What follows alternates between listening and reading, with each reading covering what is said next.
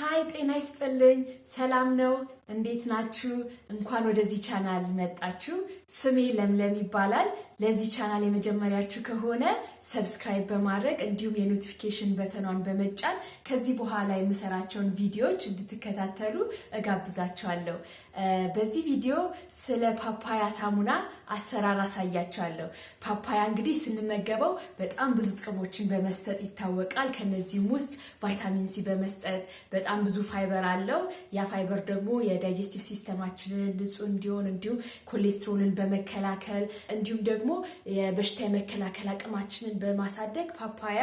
እነዚህን ሁሉ ጥቅሞችን ይሰጣል ማለት ነው የፓፓያ ሳሙና ደግሞ በዋናነት የሚታወቀው ቆዳችንን በማቅላት ነው እንዴት ነው ቆዳችንን የሚያቀላው እንግዲህ ቆዳችን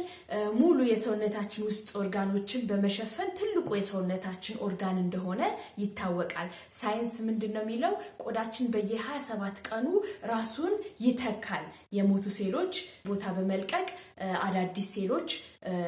ቦታ ይይዛሉ ማለት ነው ስለዚህ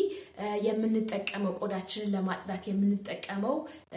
ፕሮዳክት በጣም ወሳኝ ያለው ማለት ነው የቆዳችንን ንጽህና ለመጠበቅ ስለዚህ ፓፓያ ሳሙና እንግዲህ ምንድነው የሚያደርገው እነዚህ የሞቱ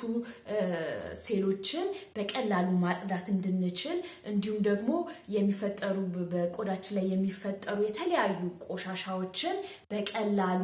በማጽዳት ማለት ነው የቆዳችን ጥቃቅን የሆኑ ቀዳዳዎች ክፍት ሆነው ጤነኛ እንዲሆኑ በማድረግ የፓፓያ ሳሙና የቆዳችን ንጽህና ለመጠበቅ ይረዳናል ማለት ነው ስለዚህ አሁን ወደ ኪችኔ በመሄድ የፓፓያ ሳሙና አሰራርን አሳያችኋለሁ ማለት ነው አብራችሁን ቆዩ አመሰግናለሁ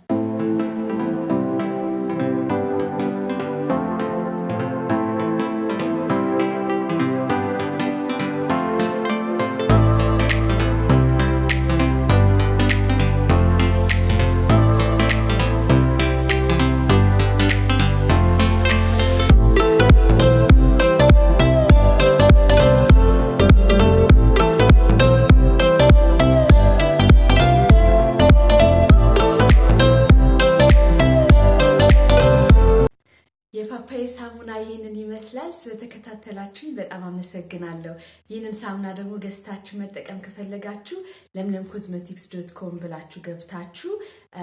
ኦንላይን ኦርደር ማድረግ ትችላላችሁ የዌብሳይቱን አድሬስ እዚህ ዲስክሪፕሽን ቦክስ ላይ ያስቀምጣለሁ እንዲሁም ደግሞ ካልገሪ ያላችሁ የኢትዮጵያ አባቅራቢያችሁ የሚገኘው የኢትዮጵያ ኮንቪኒየንት ስቶር በመሄድ ቼክ ማድረግ ትችላላችሁ ስለተከታተላችሁ በጣም አመሰግናለሁ በሚቀጥለው ቪዲዮ እስከምንገናኝ መልካም ቆይታ